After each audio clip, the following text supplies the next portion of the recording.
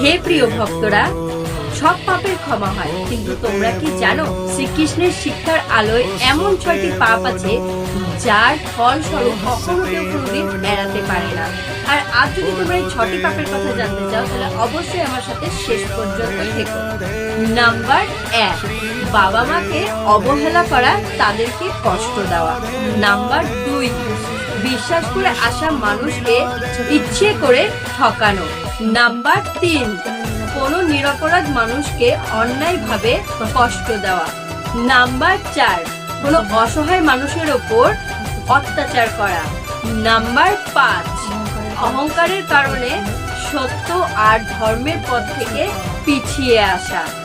Number 6, যেটা হলো সবচেয়ে গুরুত্বপূর্ণ এবং সর্বশেষ, ভুল জেনেও যে বারবার একই ভুল বারবার করে।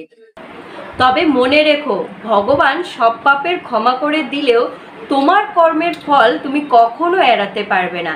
তাই পাপ করার আগে একবার হলেও ভেবে নিও, কারণ তোমার মাথার উপরে আছে স্বয়ং শ্রীকৃষ্ণ। রাধে রাধে।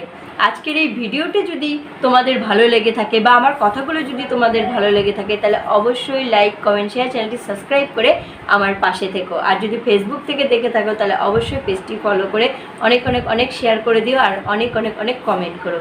হরে কৃষ্ণ।